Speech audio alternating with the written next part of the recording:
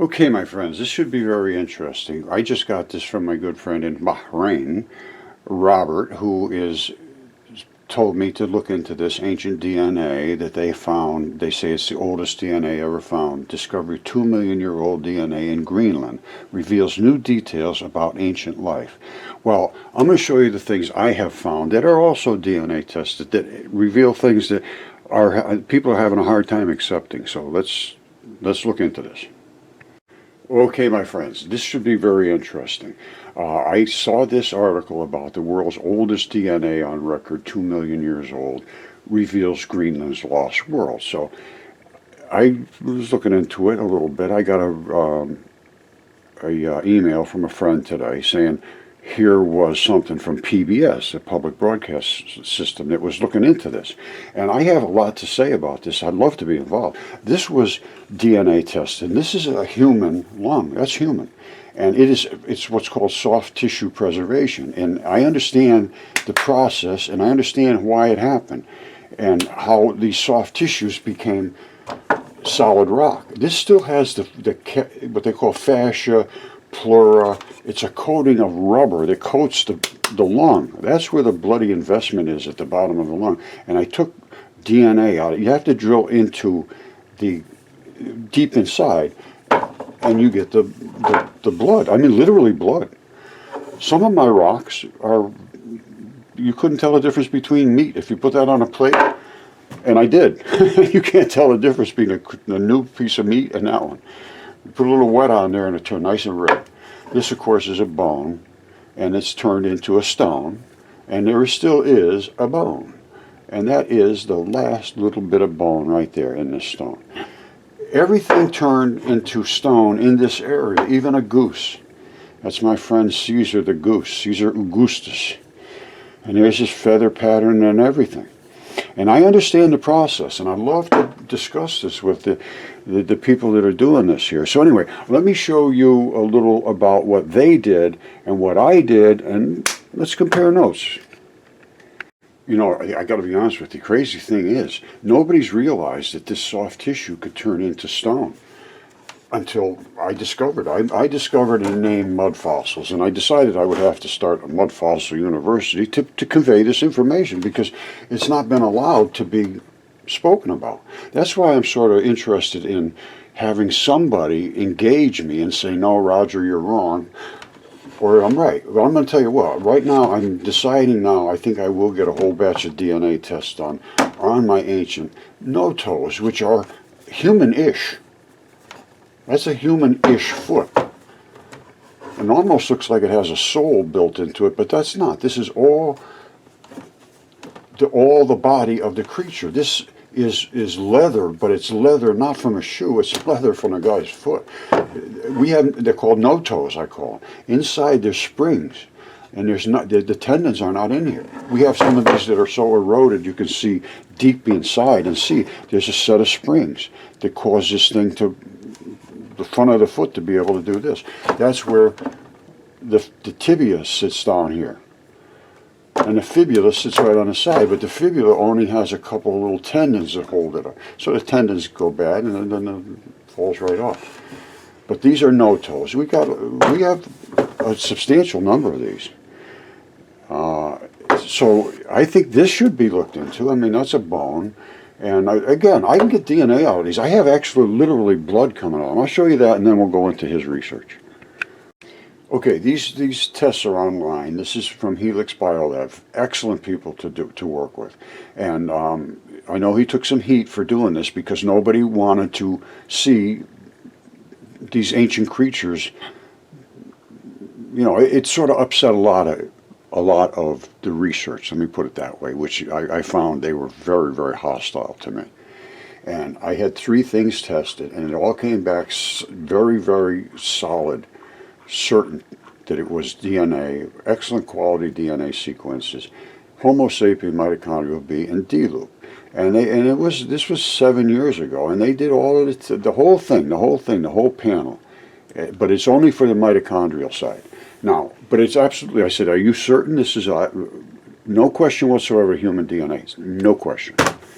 And he said it was high quality, it was dense, And there's absolutely no question. You couldn't find any contamination, and it is what it is. And I drilled into these samples deeply to get the sample. And because they were actually literally giant human beings, two of them, it was so rejected by academia that I couldn't get any of this evidence out. So now maybe we're getting somewhere. I'm hoping now they're starting to discover, yes, these things are possible. This DNA can survive like this. And my stuff here, that's a goose. That's my friend Caesar Augustus. And there's his feathers. And I talk about the giants, which I have, and then I talk about the flood, which is where they came from. This was a hot water flood. That's his body. That's his head on this side. This side is perfect. Virtually all of my samples are from the same situation. That is a human lung. Now, you must have somebody around there that is a doctor or anatomist. I've had a look at an anatomist. There's no question whatsoever. Plus, it's been DNA tested and CAT scan. And this is the pleura that wraps around. And this is where I drilled into it to get the blood. This is a very bloody area here. You just take a little pin drill and you go inside there. Of course, you have rubber gloves and a hat and all that stuff so you don't contaminate it. But what came out of there was literally raw blood. And if you don't think you can get raw blood out of rocks, let me show you. You see that? This is a rock. Now, at one time it was a bone. And this is the pleura, well, not pleura. On this, they just have a membrane that wraps the bone. But this still has the cartilage and everything on that bone. This is a really completely preserved soft tissue specimen of what a bone would look like. And blood comes right out of them. There's still blood in here. I can get blood out of that if I go inside to drill deep enough down into one of these arteries. And that was an artery. And here's what happened. I took the scab off, and you see the clotting fiber behind it, which is called fibrin. You see that? That's the fibrin, which is, you have the same thing on you. If you take a scab, you're going to see that little white stuff around the edge. That is how it seals it. And then underneath that is where the holes are, the blood. That's the vein, and that's the artery. The artery is red. The vein is black in mud fossils. It's blue in the rest. And those little tubes ran up through the holes in these bone foramen to connect the vein and artery up to the next bone. Okay, so this is one of the lungs I had tested. This one I didn't bother. It was just leaking blood out of there. It literally, and I'm not kidding you, it was leaking blood out. You see, these are the alveoli, same as these right here. Okay, in the lung. These right here, these little red spots, were where the blood literally bubbled out from this rock. All right, and you see this little spot right here? That's the flap that attaches the lung into the body so that it doesn't drift around inside the body. They all have them. You see this one here has one too? And this is where I took the blood out of, right in this area underneath somewhere. And you got to drill in deep. You don't take the surface. Obviously you don't take the surface. All kind of things rubbing around that surface. No, obviously not. What you do is you clean an area real good, then you scrape it and get it out of there or drill it. Clean all that out, and then you drill in to where there's blood. And there is blood. I mean, it's saturated with blood. I'll show you one. Well, let me show you. You see that? That's what this looks like on the outside of a lung that was preserved in a salt flat. Here's what it looks like inside. These are the actual tubing of the lung and the blood and everything. You see that? That's what's inside of a lung. All right, this was found in a salt flat over in England. And it was, it came out of the mud. I just showed it what it looked like. It was sort of dried up and laying there. And he saw some of this stuff, Gary Evans, a friend of mine.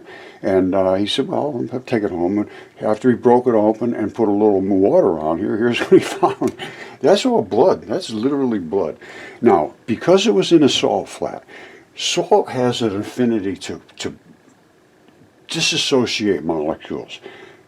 When they're still wet, they stay together. But when they dry out, they just fall apart, and I can prove that too. Okay, lungs preserve exceptionally well, except in salt, where they break down when they come out. If they're still in the watery salts, they sort of stay together. When they come out and dry up, you could take your fingernail and just scratch it. It just turn into dust. This is that lung I just showed you. Only, I think, a week or two later. I can't remember, to be honest with you. This goes back quite a long time. But lungs preserve exceptionally well. This one is a lung that was in a chemical condition where it washed out all of the gooey stuff and left the structure. And that's all that's left. So all that's left is the structure. And it didn't fall apart either. And it's pretty tough. You can't scratch that with your finger. Now here's one that's half and half. This one here, I'm not kidding. You see that little flap? That's the flap I talk about at the bottom of all of the lungs. They have that flap. All right. This has the pleura. You see this? This is the pleura coating that coated the lung. And that's the top investment too. They all have that little thing at the top. You see it? They all have one of those at the top. And they all have one of these at the bottom, this flap. See the flap? Now, this one here was in a condition where this got just sloughed off. And that's the actual center of the lung. Flat as a pancake, because it died in a hot flood, hot saltwater flood. And this was because Earth was almost impacted by Venus. It was all written about. Velikovsky's the one that did all the research. And that would account for the hot water flood. And this is all around the world. I tell you what, I used to issue the 15-minute challenge. If you can't go out and find a lung in 15 minutes, you got some serious issues with your vision or your mind, because virtually you can't miss them. Now, there's going to be some places that the chemistry of that area was so invasive that all you have is clays and so forth, because this will break down into a clay. This ended up making a bunch of clay, and this would have been all clay if it had continued in a little bit of a different chemistry. That's where clay comes from. It's red clay. It was this red, fleshy clay. This would have done the same thing. Now, if I put a little water on here, this will turn very red very quick. Water really loves blood, and blood really loves water. See that? See how quick that turned red? These things are saturated with blood. So finding DNA is no big deal. How they determine the age, I would like to discuss that too, because they determine the age mostly by layering of the soils. And the soil layering is not what they think it is. All right, I showed you the DNA report, I believe. This is one of the things that was on it. And I have a bunch of parts to this. I have the knuckles and fingertips and all kinds of things. You see this silver stuff? That's grip skin, and that's the tough, tough stuff. And I'm going to show you another giant fingertip that I have here that also has grip skin that I peeled off to get down below where the blood was. This, I didn't have to peel this off. I took the blood out of one of the fingertips that I have here. I have a whole batch of stuff from this now, but this was really turned into almost all clay, and that's what happens in certain conditions. They will virtually turn into clay, because your body, you're made out of clay. It was said he took a bunch of clay, 100 pounds of clay, and he made a woman and a man and all that business. And I can't dispute that. That is clay. Once it breaks down into its component pieces, you're going to see red soils. All right, this is the biggest one I have that I had DNA tested. This was DNA tested. That's the fingernail. It comes right around here, all the way up like here. That's the fingernail. This is a blood supply here, another blood supply here. This little round pad back here is where there's a little pad that bumps into your next bone so that it doesn't scratch. I'll erase this in a second, and then because I just wanted to highlight it. Now I broke this piece off over here, and And the reason I did is you can't get DNA off the top, and certainly not off a fingertip, because the grip skin on a fingertip is tough and dense and thick as hell. Now, this is the fingernail. A little bit of the fingernail is broken off, and that's a little... Anyway, this is where the fingernail was. And this is... that's a big... That's 3 feet long. It's about 3 feet long. Now, and actually you can see this cloudy area here? That's what they call the lumula, which is almost like the moon shape. You take look at that little white area that goes there. If you look at it, you can actually see there's a little discoloration. It's hard to see, but anyway, this of course is your blood supplies, and that's the bump. Now, remember I broke that off, and that is where the fingerprints are, and the blood was down inside. Okay, most of the specimens that I take are either from lungs or from fingertips, because they are completely flush with blood, as you can see. But you have to get down inside. You can't take it off the surface, obviously. You have to get into one of the arteries. All right, I believe I showed the fingertip that this chunk, I just slammed it with a hammer, popped right off just like a cornflake. It just came right off like that. And you can't get any blood out of it. There is none. You have to get below, and I did. And I drilled right down into an artery, and I took the blood and sent that off, and it was human. It's gigantic. I cannot account for this other than to say the fact that all these things were written in the ancient texts. Whoever expected them to be true? Not me.